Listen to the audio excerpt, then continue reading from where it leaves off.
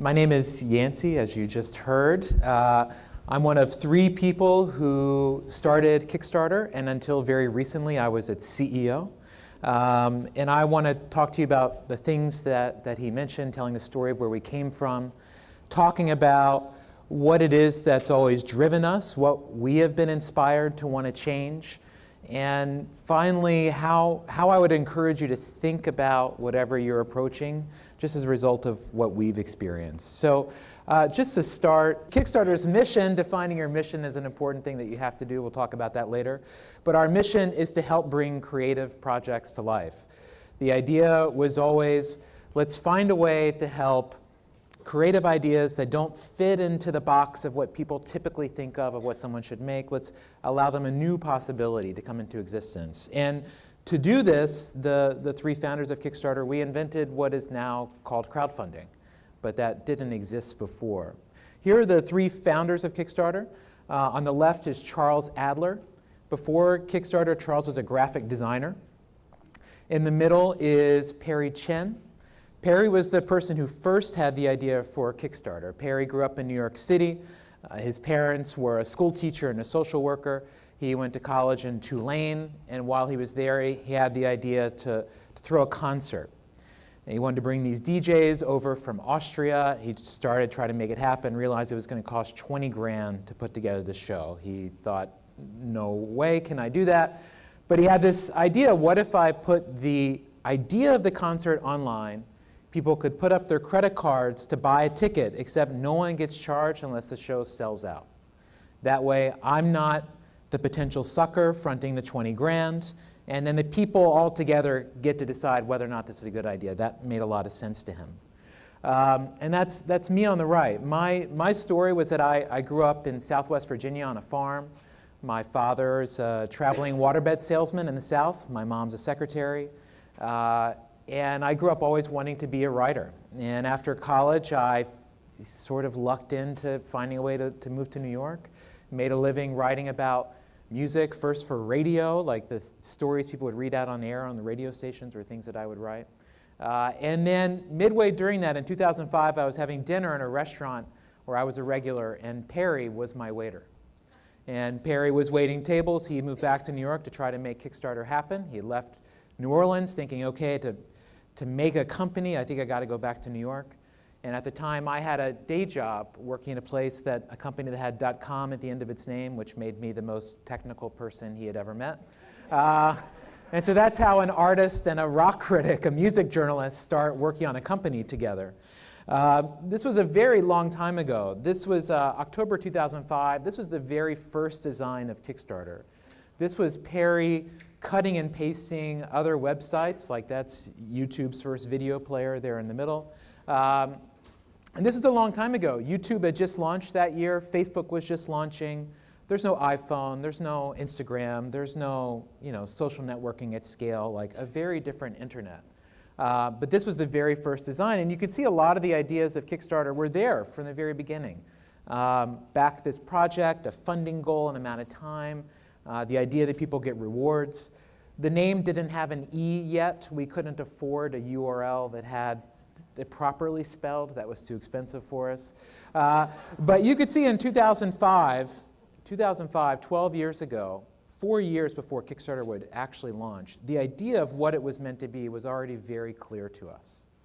Already very clear. And the challenge was, how do we go from this great idea that we're so sure is going to do all these amazing things? How do we go from there to it existing? And the answer was really haphazardly, and we got by the skin of our teeth. But we needed to hire developers to help us build the site. We hired friends of mine from college. All the more experienced people that we had met, potential investors, would explain to us that this was a terrible idea. My attitude was always, whatever, old man, maybe back in your day, but it's different. It's different for us. It wasn't different for us.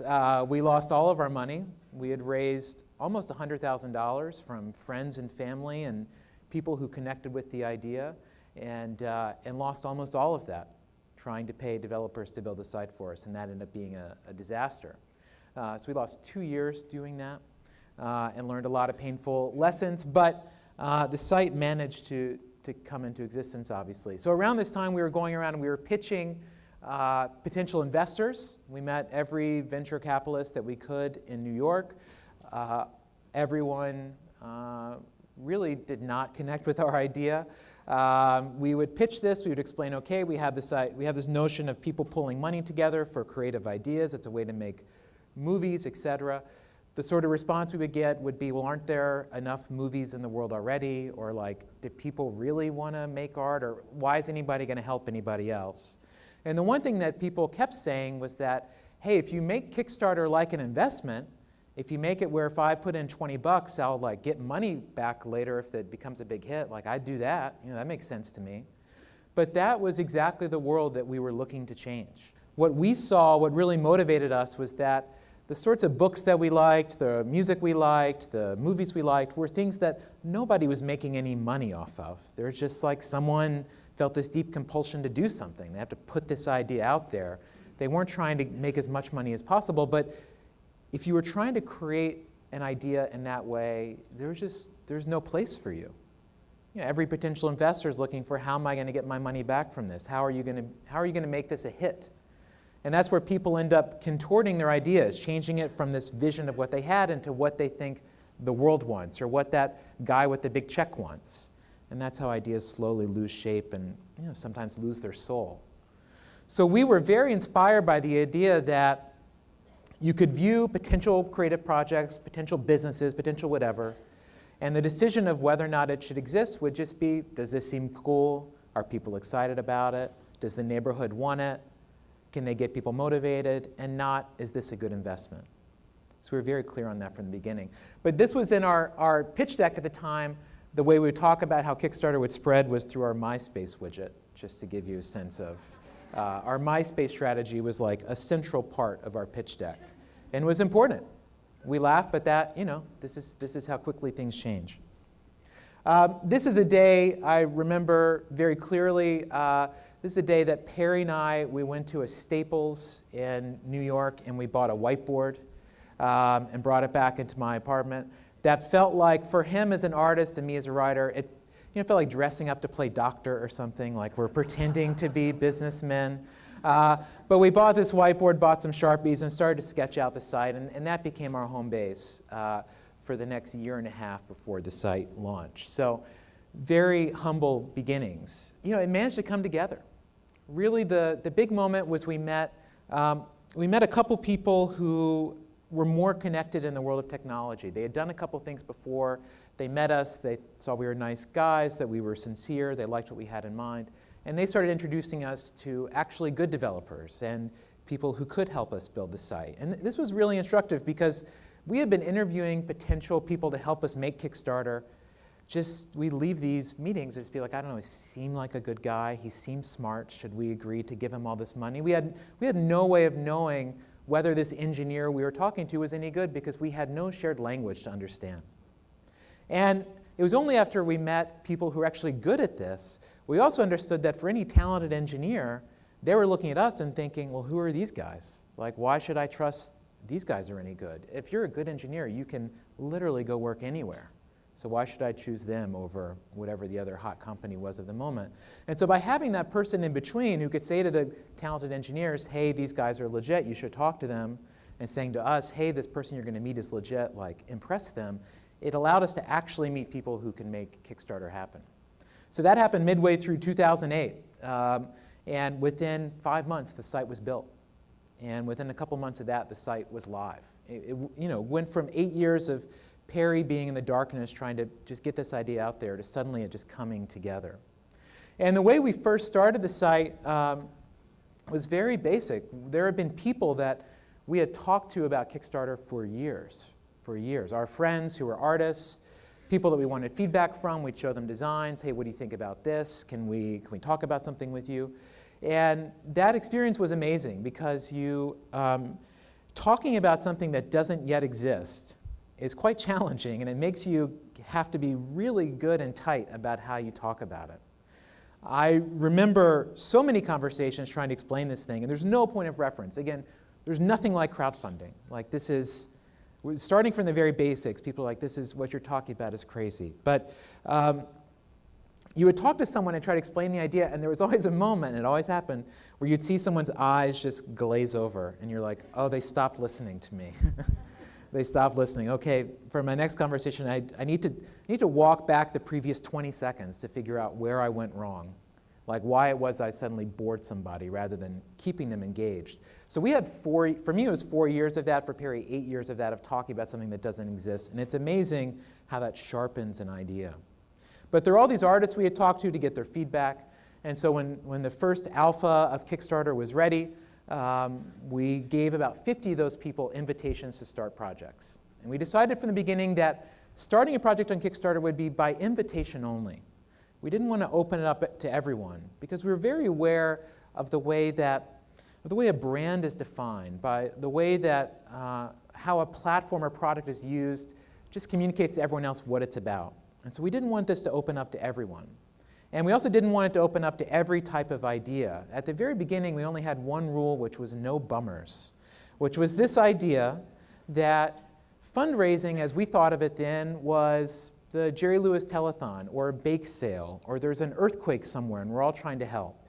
But there are moments of need, moments of emergency, moments of guilt.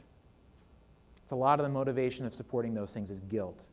And we thought it was very important to totally change that context, to make fundraising the way we imagined it to be something that is creative, that is forward-looking, that's not a bummer. And so when people would write in wanting to start projects, I would talk to every single one of them about what they wanted to do. And anything that was like, Ginny has a lot of hospital bills, or Mark needs to rent a tux for prom, things like that, we would say, sorry, we can't help you. We were very clear that it needed to be a specific type of thing. So we gave those 50 artists invitations to start projects, and they each got 5 invites to give to their friends. And that's all that we did to start. And it was on the second day that a project launched by someone we didn't know. So pretty quickly it started to work its way out. The very first project was launched by my partner Perry. It was to make a t-shirt. It failed. Failed to reach its goal. The first project to reach its goal was this one. It's called Drawing for Dollars. For $5, if you give me $5, I'll draw you a picture of something. 35 bucks, 3 people. This was huge to us. This was huge. Number one, we didn't know Dark Pony. We didn't know who the 3 other backers were, so already that's mind-blowing. It's not someone that we forced to do this. On the back end, we got to see credit cards got charged. Oh, $35 went to somebody's account. All right, that works. And so the whole system actually functioned, and people actually used this, and this blew us away. And I still look at this, and I see every Kickstarter project in this. Here's an idea of something I want to do. Be a whole lot cooler to do with other people. Are you in or are you out? And so this project, that mindset of no bummers, this notion of focusing on creativity, this shaped the constraints of the platform. And constraints are so important with introducing a new product. We could have walked out the door and been like, raise money to do anything, no matter what, et cetera, et cetera. No one's going to know how to use that. Is this the right usage? Is this the wrong usage? People have to be taught that. They have to understand. And constraints really let people flourish within a platform. So we have 3 main constraints to Kickstarter. Number one, as I've talked about, is creative projects only. So just focused on people making things. It could be a movie, it could be an album, it could be a painting, it could be a restaurant, it could be a piece of tech, it could be opening a new movie theater, but they're all creatively driven. Number 2 is that all funding is all or nothing. This was another rule that really freaked people out when we talked about Kickstarter early on. From the very beginning, the mindset was they have to set a goal, and they have a deadline, and no matter what, if they don't reach that goal, they get no money. And we thought that constraint would be motivating. It would make it so that people would need to support. You can't just wait. You can't delay. You can't procrastinate. It creates an urgency. And it also creates a level of accountability. For you as the creator, the person on the other side, you're having to say, hey, here's how much money it's going to take for me to do that. You have to be real. And that number means something. And it's a way to make sure that there are no underfunded projects, or that you're not like the one person who gave them 25 bucks and you paid for someone's dinner, but they're not going to do their thing. So this was a very scary idea to people when we talked about it. Oh, I don't know about this all or nothing thing. It's still something people feel anxious about. It's powerful. It's powerful. It drives interaction. People are putting something on the line when they do this. That helps. That makes it more interesting. The final rule was that backers get rewards. So first, backers was a term we created, just as creators for either side, but the idea was that this is never just giving someone money. I mean, it can be that if people want to, but we wanted a spirit of reciprocity, that if you're going to give something, you should get something.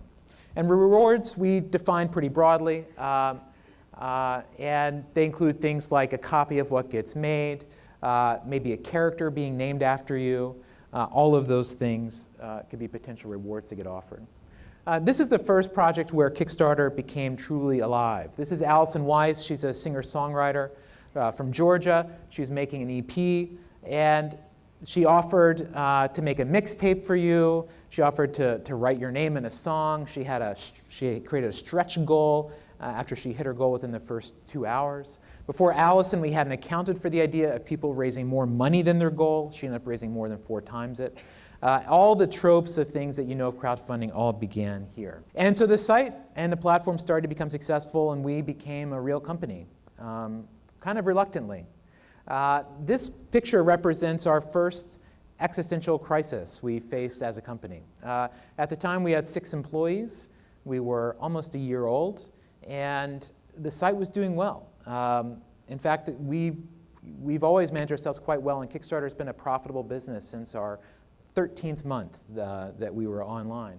But we were growing, and we realized we needed to add some new people. We had 6 people, we needed to add a 7th person, and then we realized that by adding a 7th person, we were going to need to get a second table. A second table. You can see against the window, that's the first table. It's just the 6 of us, very orderly. The world makes sense. Just one table, nothing to worry about. But yeah, second table. It seems silly. Why would you care about something?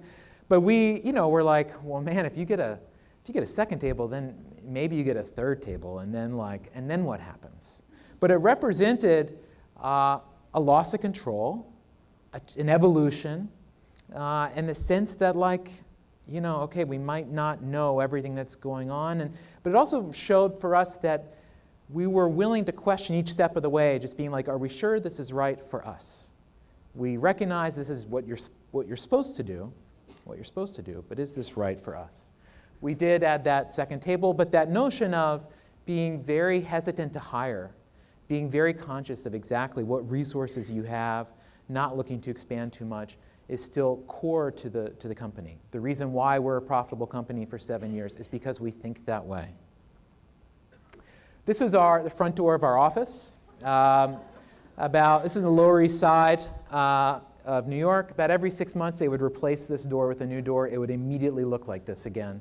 But when we had to get our first office, we decided we couldn't be in a high-rise building, couldn't have an elevator, couldn't have a receptionist.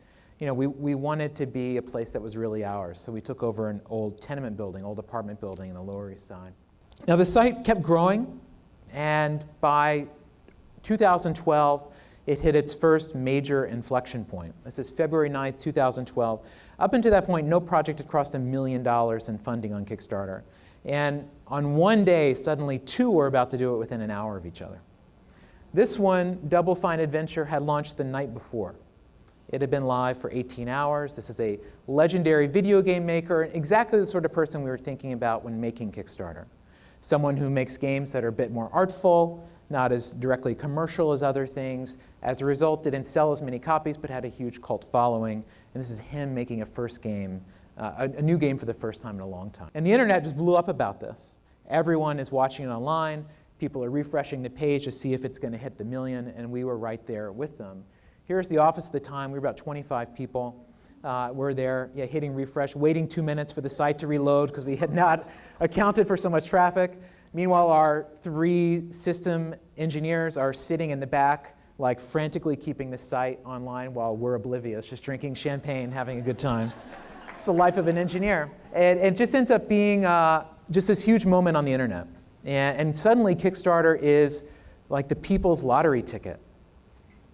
Right? Never before in history could a normal person become what looks like a millionaire overnight, just because they had a good idea. And suddenly that was happening. And that was happening frequently. Double Fine ended up raising $3 million.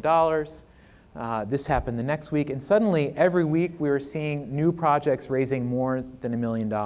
This one ended up raising over $10 million before he stopped it, said no more money. In the last week that Pebble, this invented the smartwatch category, but he even stopped the money, saying there's too much happening here.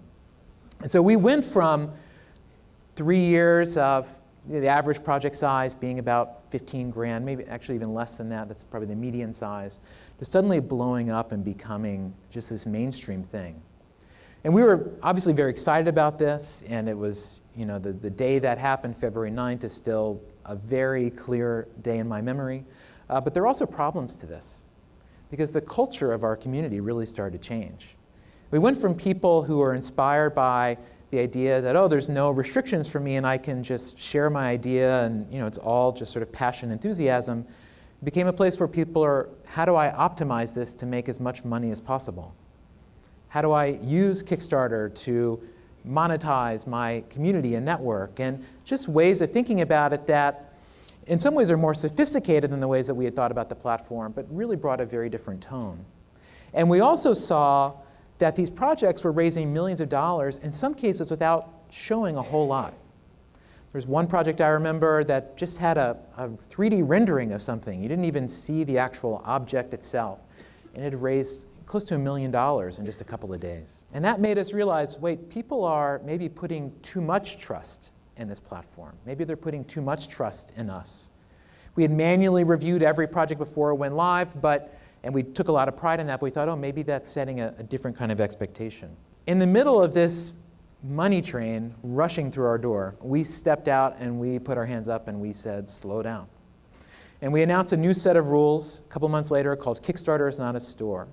And these put significant speed bumps in the way of people launching new products on Kickstarter. And we wanted to ground the site in that same spirit it was founded of community-driven creation, and not being a place that is so driven by a sales mentality. So we required every project to begin talking about its risks and challenges.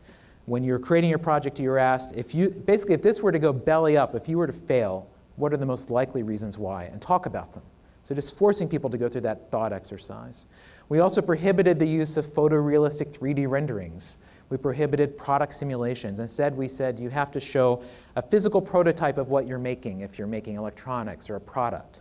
We want this to be a site that's grounded in the reality of what things are, that teaches people how to make things, and isn't using the language of marketing to really sell each other on things. So just try to have a different spirit. Generate a lot of response. You can see there's 589 comments here, and pretty much all of them expressing a lot of hate. This is a very unpopular decision among our community, among the web. But we were certain that this was the right thing. We were certain that there was a level of exuberance happening at the platform that was not healthy, it was not sustainable. And that the smart thing to do, the right thing for us to do, fulfilling the spirit that we started this and just who we were as people, was to put a damp cloth on this, to try to slow it down. And so we did that, and it's a moment I remain very proud of. The primary challenge with Kickstarter, with our platform, is that people are raising money for ideas that they haven't yet made. This is another thing when you're talking to potential investors, there's like, what? They're doing what? But so there's a lot of speculation in that. Someone saying, I'm going to do this, but how do you know that they're going to do it? And this is a constant question. How many people fail? How many people fail? This was the most high-profile failure to date. Called Xano. It's a drone based in the UK. It raised £1 million+ pounds. And it posted an update to backers, kind of out of nowhere, saying, it's over, we've gone bankrupt, without much information beyond that. Backers, of course, were quite upset, as they should have been. And we weren't sure what to do. They already had the money. There's no way to get money back from people. These get into weird situations if you can't really tell what's going on. So what we decided to do is we hired the toughest investigative journalists that we'd found that had written very critically about Kickstarter in the past. And we hired them, we paid them to go and just write the story about what happened here. And they could interview me, they could spend time internally at Kickstarter, they should spend time with those creators, but to really try to definitively tell the story of what went wrong and allow this to be a teaching moment for the community. So that's what he did. You could see it's a 53-minute read on Medium, so there's a lot here. But just trying to embrace these things, not hide from it. We're a platform where people make new ideas. Guess what? Those ideas fail. This is a reality we have to be comfortable with, as hard as it is on an individual level to experience that. And then we further did a partnership with the University of Pennsylvania, the Wharton School, to do the largest study ever of what happens with Kickstarter projects. How many of them do fail? What happens after these things are over? And the results were really interesting. It found that 9% of the time, projects fail to complete what was promised. 9 times out of 10 they do. 9% of the time they don't. And when they don't, the most likely reasons for failure were lost interest in the project, harder than I thought it would be, challenges with a partner, human things, not fraud things. Not someone running off to the Caymans with the money, things like that. In fact, people would talk about how they felt such a strong sense of obligation to their backers because so many of them are people that they knew. They actually went farther than they thought they would in completing their project. So this idea of people taking the money and running, it's really not something that happens. But we really embrace this number. Hey, 1 out of every 10 Kickstarter projects will fail. Like, you got to know that going in. We still think the world is a better place for this having existed, but we should all know the realities of these things. And on the positive side, this study found that there have been 300,000 new jobs, full-time and part-time, that have been created through Kickstarter, and 10,000 new companies and nonprofits. And for every dollar pledged on Kickstarter, those creators receive on average $2.50 in revenue afterwards. So it's not even that doing your Kickstarter is like the only time your thing happens. Actually, it ends up just being a launching pad, like the name would suggest, for things to keep going. So what I would ask you to take from these stories, and especially the way that we approach these blockbuster projects, is that we were very clear that we were not in this to get rich, that we weren't going to try to be the biggest thing ever. In our minds, that mentality would create all sorts of problems for us down the line. We looked at other companies that were raising tons of money or hiring tons of people, going all in on growth, just assuming it's going to happen.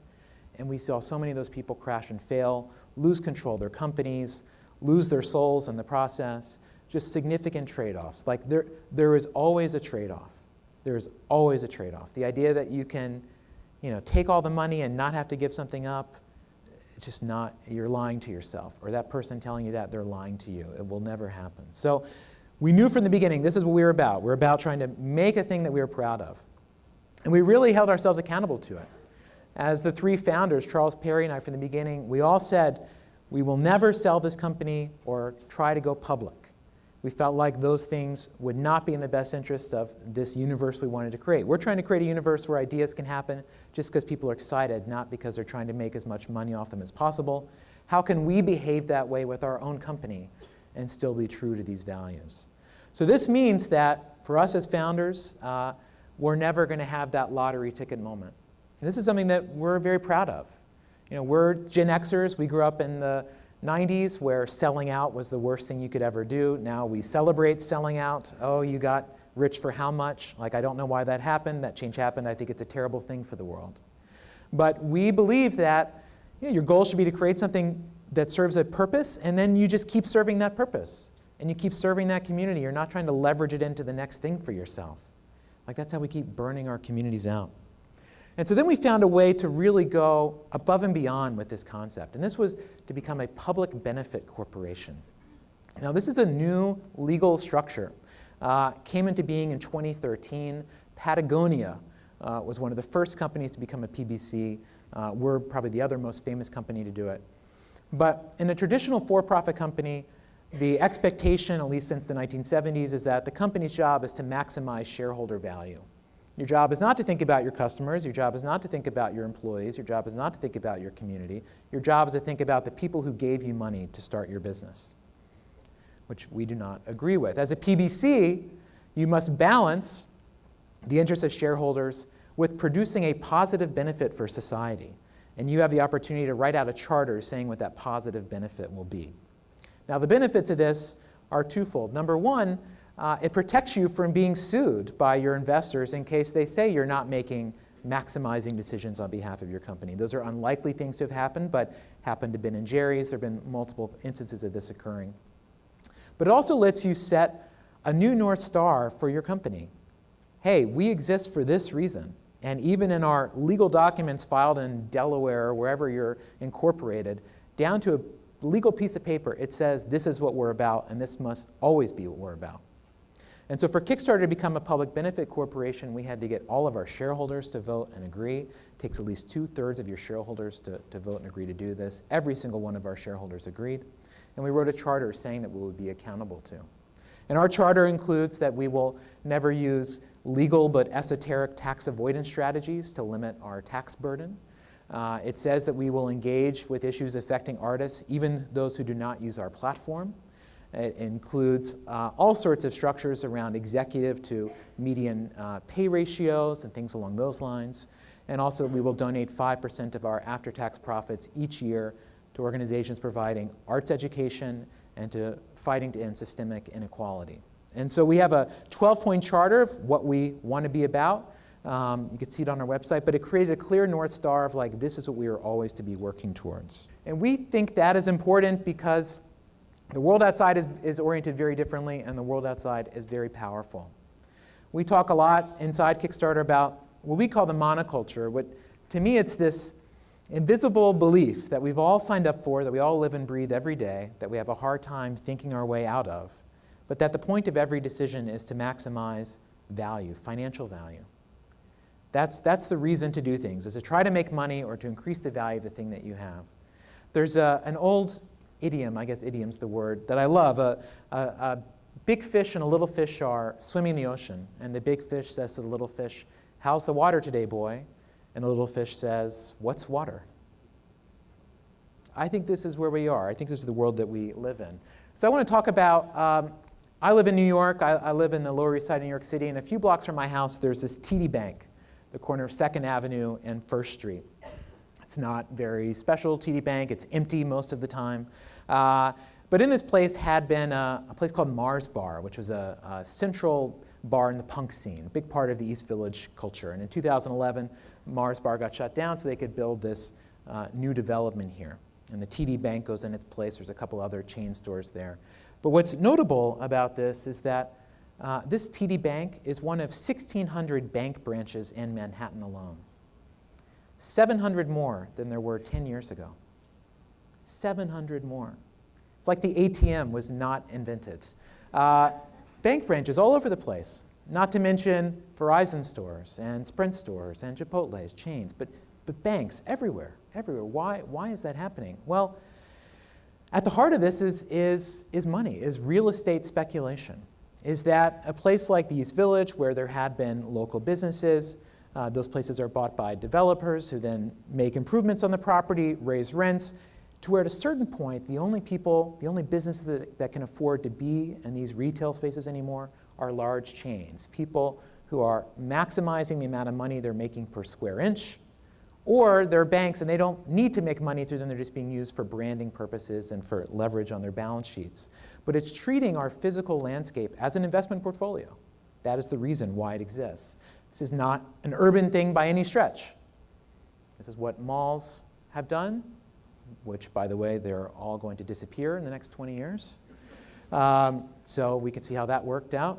And this same force is happening in many facets of America. It's the drive of money. It's the power of money.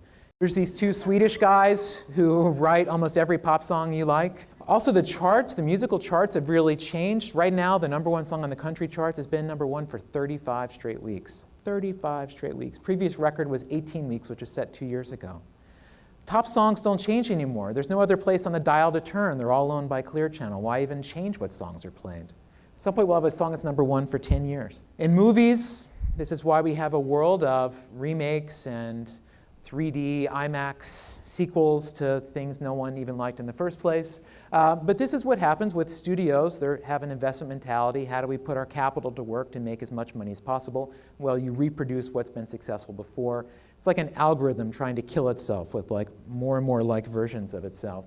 In media, this is why Taylor Swift, whoever the Taylor Swift of the moment is on every magazine cover. Again, it's just people trying to think what will be popular, what will be popular. And the secret of this system is that it's hollow. There's nothing real there. In these same neighborhoods in New York where business has been pushed out, chains go in, now they're empty. Soho and West Village, two of the richest zip codes in the world, in the world storefront vacancy rates of 25 to 33%. You walk around there, yeah, just empty stores, empty stores. This is what this culture has produced. It's like an atomic bomb has gone off and there's just fallout, and we can't use these places until, I don't know what changes, until someone decides to lower the rents from whatever, 30 grand a month. What's going to happen here? What happens to our communities? Are we just going to be living with blight because real estate speculation has priced us out of our land and our shared space being useful? That certainly feels like what we're heading towards. Now, in the business press, you see what this is about. Look at the language on these covers. Out for blood, go to war for talent, be paranoid, own the world.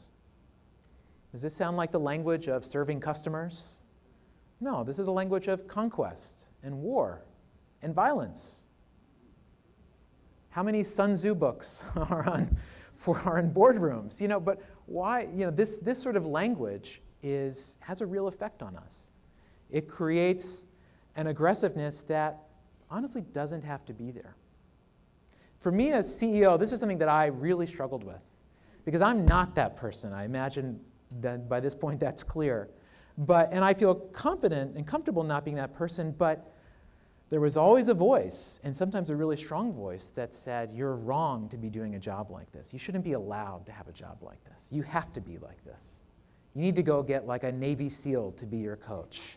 You need to want to cut off people's heads. That's what it takes to succeed. And even I, as a relatively confident person myself, really struggled with that. Because I felt there's only one way you have to be. But this is not true. These people don't know what they're talking about. These are people following the fashion of what other people say is true. None of it is real. But the impact of this, of the way that money has worked, the way this consolidation has happened, the way our world has been overtaken, is stark. Entrepreneurship rates in America per capita are half of what they were 40 years ago. Half. So all of you in this room, you all are special. You are special. Maybe we think we're in a startup age of everyone's an entrepreneur. Certainly everyone has to have their hustle now. But the truth is that it's really not happening the way that we're being told it's happening. I think a lot of this is the death of physical business. You're going to start an Italian restaurant with an Olive Garden out at the mall. There's we're competing with entities that are built to crush us and will crush us. So I think that's part of it. But I also think that there's a mindset. There's a way the world has changed. More people are employees of giant companies than ever before. An increasing number of them are contractors without any rights. So these are all trend lines we need to be concerned with. And so I've always felt the heat of competition, the need to, feeling that balance of things. But I grew up in Virginia. I grew up in Appalachia, and I grew up going to church, evangelical church, for many years. And there is a scripture at the center of modern Christianity. Our struggle is not against flesh and blood, but against the rulers, the authorities, and the powers of this dark world. I've grown to feel that we're being told to compete against each other, to get that spot on the App Store chart, or to get that fellowship, or get that whatever. We're all competing against each other. And we're not really asking, what's the real scarcity here? Why are we competing? Is that necessary? Is this the right battle, or is there another battle to be thinking about? Is there something, a level up that could be different? Is there a way that our entire world cannot just be geared about making as much money as possible? What if I, as a person, don't connect with that and I want to create my own path? What is that option for me? So our inspiration with being a PBC and the way we've done Kickstarter is, can we start to forge a path there? Can you start to create just a different direction where you don't have to sign up for all these other things? But admittedly, it is not easy. I come and I say these things also not being anti-corporate by any stretch of the imagination. I actually really like corporations, because I look at them as in a sort of extrapolated way. Where else do people who don't have the same political beliefs get along and do things together? At work. At work. It's amazing. It's amazing how it brings people together. It's such a neutral space. It's the only space left where we're willing to put parts of our identity aside and be like, I'm here for a purpose. I'm working with other people. Yes, I get paid to do it, but the pay is only part of it, right? It shows that we are capable of organizing together for shared purposes. It shows that our personal political beliefs or whatever don't have to be at the center of everything we're about. Like, those things are not true, and work and companies are a place that show that. Just right now, we're led to believe that a corporation can only be about one thing, making as much money as possible. I think that's old-fashioned. I think that's version 1 of corporations, and that we can go farther. So for me, being inside a place like this, and Kickstarter is a very unique company, but being a CEO and sort of having that awareness of like, I don't know if I'm supposed to be here the whole time, it made me very aware of what we were doing. And so I'd like to talk about how to think like a corporation. So whenever we would face a core strategic problem and we're trying to find our brand, when we're looking at how we're going to use our resources for the next year, there's a basic set of questions that we would go through, and I want to walk through a version of that right now. What is your purpose? When I said before, our purpose is to help bring creative projects to life, but really defining your mission statement is where everything has to begin. And the key thing here is to be as specific as possible. You're going to feel an instinct to be broad. I'm going to do everything for everybody, and it's going to be great.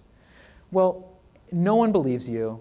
It's never going to happen. And we're way more attracted to people who actually have a strong point of view, have that confidence to be like, I'm about this and I'm not about that.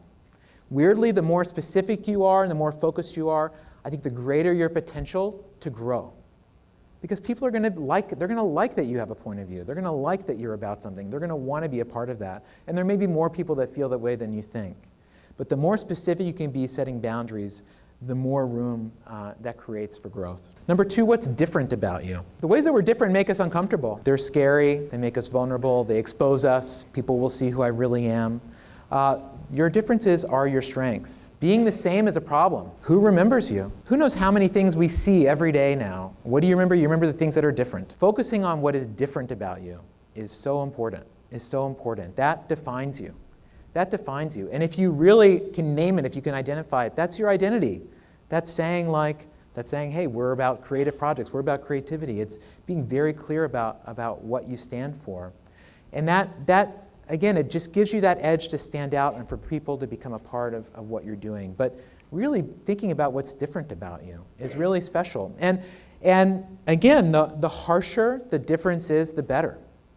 So for us, for Kickstarter, the idea that we will never sell or go public is crazy. Is crazy to most people, because that means we're not making as much money as possible. It also means when we're hiring people, we're not saying, here's a potential lottery ticket worth billions of dollars like Google or whatever. We're like, here is ownership of the company that if we're successful, you'll basically get a royalty payment every year. It's like you wrote a hit song in the early 70s or something. You get $5,000 a year for life. Great. That's basically how our dividend structure works. But that's a thing that becomes a filter for people from the very beginning. If someone is comfortable with the idea of, I'm not here to get as rich as possible, that ends up being a great person for us to work with. For someone for whom that makes them uncomfortable, yeah, it's probably not going to work out. And that's okay. Like, we can all still respect each other and like each other, but just still disagree on that fundamental point. Last one, what does success look like? So you understand your parameters, but what are you working towards?